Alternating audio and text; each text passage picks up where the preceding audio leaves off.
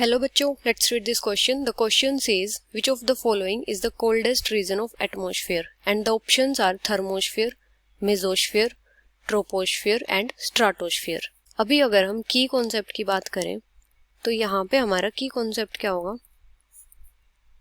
अगर हम बात करें एटमॉस्फेयर के डिफरेंट लेयर्स की, लेयर्स ऑफ एटमॉस्फेयर. एटमॉस्फेयर क्या होता है? जो अर्थ के अराउंड ब्लैंकेट या फिर हम एक एनवेलप बोले गैसेस का, उसको क्या बोलते हैं? एटमॉस्फेयर बोलते हैं. अभी अगर हम बात करें एटमॉस्फेयर की लेयर्स की, तो जो फर्स्ट लेयर होती है वो क्या होती है? ट्रोपोस्फेयर. जो ट्रोपोस्फेयर होती है ये अर्थ के सबसे क्लोजेस्ट होती है, क्लोजेस्ट लेयर टू अर्थ होती है ये. और इसकी अगर हम एल्टीट्यूड रेंज की बात करें तो जो इसका एल्टीट्यूड रेंज होती है वो कहाँ से कहाँ तक होती है? वो होती है 12 किलोमीटर्स तक. मतलब 0 से 12 किलोमीटर्स तक, मतलब अर्थ सरफेस से 12 किलोमीटर्स तक होती है ट्रोपोस्फेयर. अगर हम बात करें इसके टेम्परेचर की, तो इसका जो टेम्परेचर होता है,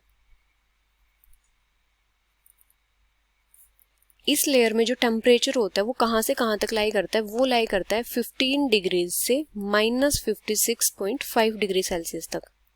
इस लेयर में मेनली क्या प्रेजेंट होता है? इस लेयर में मेनली जो वाटर वेपर्स होते हैं या फिर जो डिफरेंट गैसेस होती हैं वो प्रेजेंट होती हैं, जैसे कार्बन डाइऑक्साइड, नाइट्रोजन वगैरह सारी की सारी गैसेस कहाँ प्रेजेंट होती है? ट्रोपोस्फेयर में प्रेजेंट होती हैं. अभी ट्रोपोस्फेयर के बाद कौन सी लेयर होती है? स्ट्राटोस्फेयर.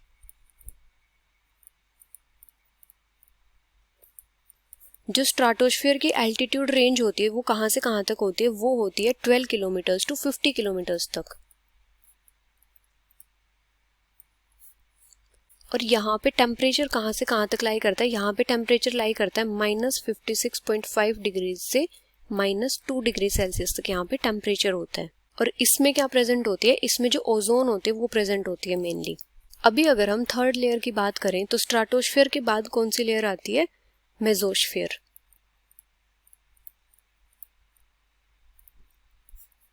और इस लेयर की जो एल्टीट्यूड रेंज होती है वो कहाँ से कहाँ तक होती है?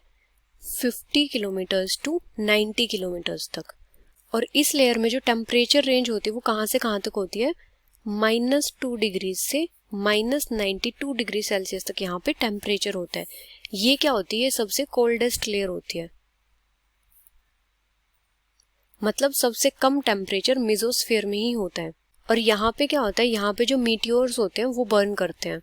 मीटियोर्स मतलब जो ऑब्जेक्ट्स होते हैं जो स्पेस से गिरते हैं. Meteors burn in this layer. अभी अगर हम फोर्थ लेयर की बात करें तो मेसोस्फेयर के बाद कौन सी लेयर होती है? थर्मोस्फेयर.